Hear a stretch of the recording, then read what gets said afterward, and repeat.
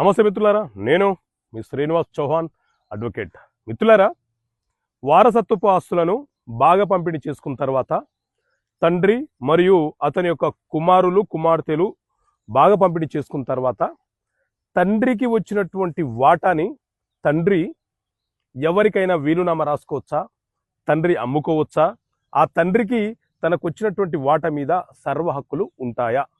So మిత్రులారా, మన దేశంలో హిందూ వారసత్వపు చట్టం 1956 అమలులో ఉన్నది. ఈ చట్టం ప్రకారంగా వారసత్వంగా వచ్చిన ఆస్తులు ఏవైతే ఉన్నాయో ఆ ఆస్తిలో ముందు తండ్రి, ఆ తర్వాత ఆ తండ్రికి జన్మించినటువంటి పిల్లలు, కూతురులు, కుమారులు వీళ్ళందరూ కూడా ఆస్తిని సమాన భాగ పంపిణీ చేసుకునే హక్కుని కలిగి ఉంటారు.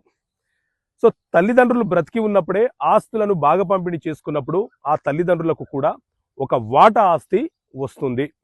ఆ వాటా ఆస్తి మీద పరిపూర్ణమైనటువంటి హక్కులు ఆ తల్లిదండ్రులకే ఉంటాయి. అంటే వారి వాటా మీద వారికే సర్వ హక్కులు ఉంటాయి. కాబట్టి వారు ఆ వాటాని సొంత ఆస్తిగా భావిస్తూ వారి అవసరాల కోసము, వారి పోషణ కోసము, వారి జీవన ఉపాధి కోసము వారు ఎవరికైనా అమ్ముకోవచ్చు, ఎవరికైనా తాకట్టు పెట్టవచ్చు, ఎవరికైనా వీలునామా రాయవచ్చు, గిఫ్ట్గా ఇచ్చుకునే హక్కు వాళ్ళకు ఉంటుంది.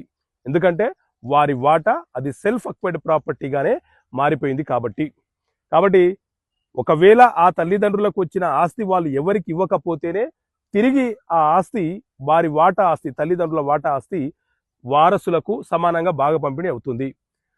తల్లిదండ్రులకు వచ్చిన వాటా మీద తిరిగి పిల్లలు తల్లిదండ్రులు బతికి ఉన్న సందర్భాలలో వారి ఆ వాటా మీద డిమాండ్ చేసే హక్కు వాళ్ళకు ఉండదు. ఓకే మిత్రులారా, థ్యాంక్ యూ. జై హింద్.